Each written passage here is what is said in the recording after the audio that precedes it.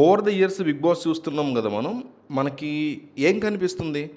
ఏ celebrity వస్తాడు అనే excitement. సరే మనకంటే యూట్యూబ్ ఛానల్ చూసే వాళ్ళకి, ఇన్ఫర్మేషన్ ఇచ్చే వాళ్ళకి ఎవరు వస్తారో తెలుసు కానీ, నార్మల్ ఆడియన్స్గా ఒకసారి ఆలోచిస్తే ఏ సెలబ్రిటీ తర్వాత ఎవరు వస్తారు, ఎవరు రాబోతున్నారు ఈసారి హౌస్కి, అసలు వీళ్ళేంటి, వాళ్ళ బ్యాక్గ్రౌండ్ ఏంటి, ఈ కైండ్ ఆఫ్ ఫీల్తో ఉంటాం. కానీ ఈసారి కామనర్స్ని కూడా ఇంక్లూడ్ చేయడం వల్ల, అగ్ని పరీక్ష లాంటి కాన్సెప్ట్ని, ప్రోగ్రామ్ని జియో హాట్స్టార్లో చాలామంది ఆడియన్స్ ఫాలో అవటం వల్ల సెలబ్రిటీస్ ఎవరు వస్తారనే దానికంటే ఈ 13 మంది కామనర్స్లో 5 అంటున్నారు, 5 ఎవరు వెళ్తారు అనే ఎక్సైట్మెంట్ని బిగ్ బాస్ టీం చాలా బాగా క్యారీ చేసింది. ఇది ఈ ఎపిసోడ్కి టాప్ మోస్ట్ హైయెస్ట్ హైలైట్ అని చెప్తా. రెండోది, బిగ్ బాస్ హౌస్ని చూపించిన తీరు. స్టార్టింగ్లో కళ్ళకు గంతలు కట్టుకున్న నాగార్జున ఎంట్రన్స్ ఇవ్వడం కానీ, పుల్ చేసి దాన్ని ఆ క్లాత్ని బిగ్ రెడ్ క్లాత్ కట్టారు, చాలా బాగా ప్లాన్ చేశారు. అది కానీ ఈచ్ అండ్ ఎవ్రీ రూమ్ని ఎక్స్ప్లెయిన్ చేయడం కానీ ఎప్పుడూ ఉండేదే. కానీ ఈసారి డ్రోన్ పెట్టి దాన్ని బాగా ఈచ్ అండ్ ఎవ్రీ కార్నర్ని ఎక్స్ప్లోర్ చేస్తూ, ఒక్కొక్క రూమ్ని, లాంజ్ని, మిగతా ప్లేసెస్ అన్నిటిని కూడా మనకి బాగా ఎక్స్ప్లెయిన్ చేస్తూ, అర్థమయ్యేలా చూపిస్తూ, ఫుల్ హౌస్ అంతా డ్రోన్ తిప్పుతూ, మన ఈ మూవీ ఉంది కదా, ఓజీ సినిమా వస్తుంది పవన్ కళ్యాణ్ది, అందులో ఈ ఫైర్ స్టార్మ్ సాంగ్ ఉంది కదా, ఆ సాంగ్ మ్యూజిక్ పెట్టి, బ్యాక్గ్రౌండ్ మ్యూజిక్ మొత్తం ఇదంతా చూపించాడు. దాంట్లో పొగ వదిలేరు. ఈ హ్యాపీ బర్త్డే ఫంక్షన్స్ అప్పుడు పెళ్ళిళ్ళు ఇప్పుడు పొగ పెడుతున్నారు కదా, అట్లాంటి స్నో లాంటి స్మోక్ పెట్టారు. భలే ఉంది, అసలు చూడడానికి చాలా ఎక్సైటింగ్ అనిపించింది. ఇది సెకండ్ హైలైట్ అని నాకు బాగా నచ్చింది. సో ఇక ప్రోగ్రామ్ స్టార్ట్ అయిన తర్వాత కామనర్స్తో నాగార్జున ఇంటరాక్ట్ అవ్వడం, ఆల్రెడీ ఉన్నటువంటి అగ్ని పరీక్షలో జరిగినవన్నీ ఒక ఏవీ లాగా చూపించడం, అక్కడ ఏం జరిగింది, ఆ అగ్ని పరీక్షలో ఎవరెవరు ఎట్లాంటిది ఎదుర్కొన్నారు అనేది చూపించడం, అవన్నీ కూడా బాగా ప్లాన్ చేసుకున్నారు. మంచి ఎడిటింగ్ డిజైన్ చేసుకున్నారు. ఈచ్ అండ్ ఎవ్రీ ఆడియన్స్తో, ఎవ్రీ కంటెస్టెంట్తో, అగ్ని పరీక్షలు వచ్చిన ప్రతి కంటెస్టెంట్తో నాగార్జున పర్సనల్గా మాట్లాడడం, అక్కడి నుంచి స్టార్ట్ అయింది. ఇక సెలబ్రిటీస్ ఎవరెవరు ఎంట్రీ ఇస్తారు అనేది. ఇనీషియల్గా ఆ గౌడ వచ్చింది, తను మన సీరియల్స్లో యాక్ట్ చేసేటువంటి తనూజ గౌడ. అంటే నేను సీరియల్స్ చూడండి కానీ తను చాలా అంటే పొలైట్గా, చాలా డీసెంట్ పర్సనాలిటీ లాగా ఉంది, చాలా బాగా మాట్లాడుతుంది అందరితో. తర్వాత లక్సపాప ఆశాసైని ఎంట్రీ ఇచ్చింది.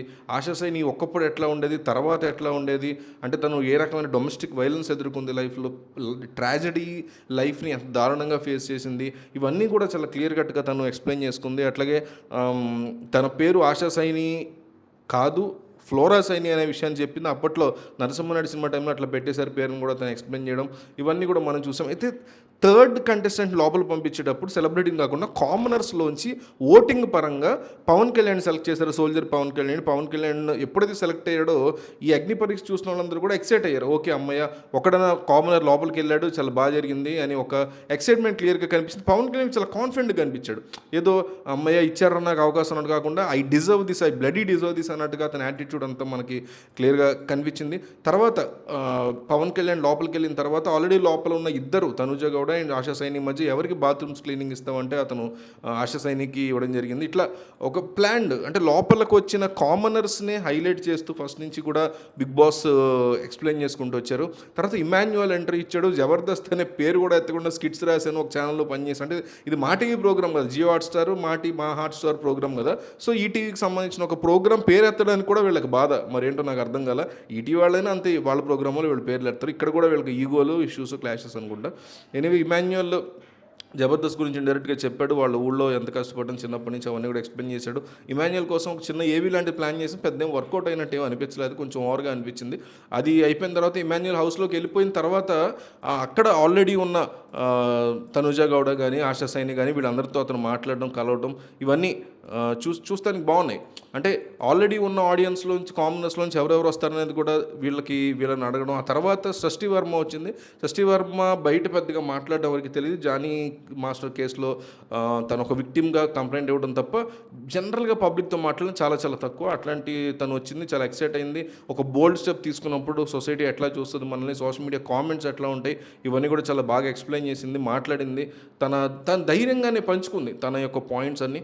అక్కడితో ఇంకొక సెలబ్రిటీ హౌస్లోకి వచ్చినట్టయింది. ఆ తర్వాత మళ్ళీ అంటే ఇద్దరు సెలబ్రిటీస్ని తీసుకొస్తున్నారు, తనుజ గౌడ, ఆశా సైని. తర్వాత మళ్ళీ కామనర్ పవన్ కళ్యాణ్, మళ్ళీ నెక్స్ట్ ఇమాన్యువల్, మన షష్ఠీ వర్మ, మళ్ళీ వెంటనే ఒక కామనర్ రావాలి. సో ఎవరు వస్తారు కామనర్ అనుకుని అందరూ ఎక్సైట్ అవుతున్న టైంలో హరీష్ని, ఓటింగ్ ద్వారా వచ్చినటువంటి హరీష్ని చూస్ చేస్తారు. అది కూడా బిందు మాధవి వచ్చి చూసేసింది ఓటింగ్ ద్వారా కాదు సార్, జడ్జెస్ ద్వారా.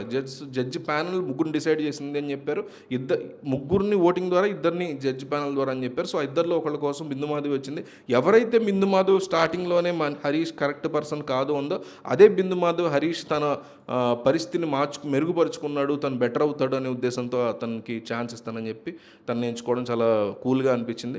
హరిత హరీష్ అనుకుంటే ఇతను కూడా లోపలికి మొత్తం మీద లోపల వైఫ్ కార్డు ఇతను వాడబోతున్న క్లియర్గా అర్థమవుతుంది. ఎంతవరకు వర్కౌట్ అవుతుంది ఇది చూడాలి.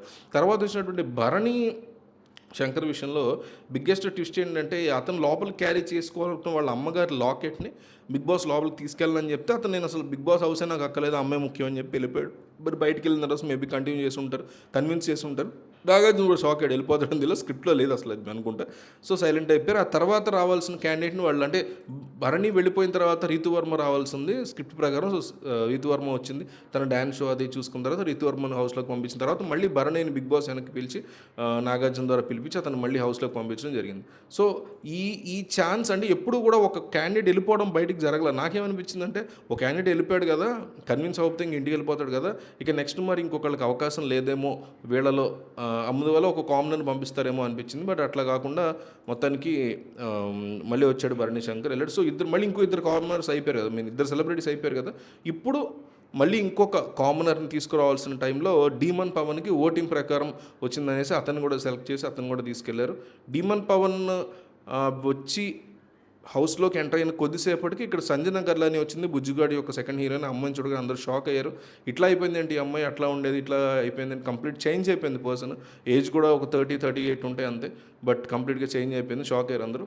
ఆ తర్వాత రాము రాథోడ్, రాను బొంబాయికరా అనేటువంటి సాంగ్తో చాలా ఫేమస్ అయిన రాము రాథోడ్ వచ్చాడు. అతను డ్యాన్స్ చాలా బాగా ఎరగదీశాడు, ఎక్సలెంట్ డ్యాన్సర్ అని కనిపిస్తుంది. పాట కూడా చాలా బాగా పాడుతున్నాడు. అంటే హైలీ టాలెంటెడ్, ఉన్న వాళ్ళలో హౌస్లో హైలీ టాలెంటెడ్ పర్సన్ ఇతనే అన్నట్టుగా నాకైతే అనిపించింది. ఆ తర్వాత వచ్చిన నవదీప్ దమ్ము శ్రీజాని సెలెక్ట్ చేసుకొని హౌస్లోకి పంపించాడు. సో అక్కడికి పవన్ కళ్యాణ్, హరీష్, అట్లాగే డీమన్ పవన్, తర్వాత దమ్ము శ్రీజ హౌస్లోకి వెళ్ళడం జరిగింది. ఇట్లా కామనర్స్ అండ్ సెలబ్రిటీస్ వెళ్తున్న తర్వాత దమ్ము శ్రీజ ఎంట్రీ కంప్లీట్ అయిపోయిన తర్వాత సుమన్ శెట్టి యొక్క ఎంట్రీ జరిగింది. సుమన్ శెట్టి అప్పటి నుంచి సినిమాలు ఎందుకు మానేశాడు, తను వేరే లాంగ్వేజ్లో చేసుకోవడం అవన్నీ కూడా ఎక్స్ప్లెయిన్ చేశాడు. అవన్నీ ఎక్స్ప్లెయిన్ చేసిన తర్వాత సుమన్ శెట్టి హౌస్లోకి ఎంటర్ అయిపోయిన తర్వాత మళ్ళీ ఒక ఓటింగ్ పరంగా తీసుకుని ప్రియాని సెలెక్ట్ చేసి, సో అక్కడికి కామనర్స్ వెళ్ళడం అనేది కంప్లీట్గా క్లోజ్ అయిపోయింది. హౌస్లోకి వెళ్ళాల్సిన వాళ్ళందరూ కూడా వెళ్ళిపోయారు. బట్ హౌస్లో మెంబర్స్ మాత్రం 14 పీపులే ఉన్నారు. అంటే 5 ఫీమేల్ సెలబ్రిటీస్, 4 మేల్ సెలబ్రిటీస్ ఉన్నారు, 9 మంది అయ్యారు.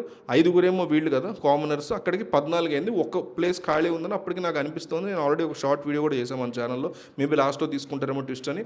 అప్పటికప్పుడు శ్రీముఖి వచ్చి అభిజిత్ తరఫున అండ్ తన తరఫున కూడా మర్యాద మనీష్ని సెలెక్ట్ చేసి హౌస్ లోపల పంపించింది. అక్కడతో 15 పీపుల్ ఎగ్జాక్ట్గా కంప్లీట్ అయ్యారు హౌస్లో. ఎపిసోడ్ మొత్తం కూడా మంచి ఎడిటింగ్ చేశారు, చాలా ఇంట్రెస్టింగ్గా ఉంది. అక్కడక్కడ బోర్ కొట్టింది, too much of dance performance. అంటే ఇప్పుడు రాము రాథోడ్దైనా, షష్ఠీ వర్మదైనా, ఆశా సైనిదైనా డ్యాన్స్ ఉండొచ్చు, కానీ ఇక మొత్తం ప్రతి చరణం చేసుకుంటూ అంతంతసేపు కాస్త బోర్ కొట్టింది. మధ్య మధ్యలో యాడ్స్ టూ మచ్ ఉన్నాయి, అవసరం లేని చోటల్లో వేశారు. ఇద్దరు కంటెస్టెంట్స్ చొప్పున యాడ్ చేస్తే బాగుండదు, కానీ ఇక ప్రతి కంటెస్టెంట్ లోపలికి వెళ్ళగానే 2 మినిట్స్ స్పెండ్ చేయకుండానే యాడ్లు వేసుకుంటూ వెళ్ళిపోయారు.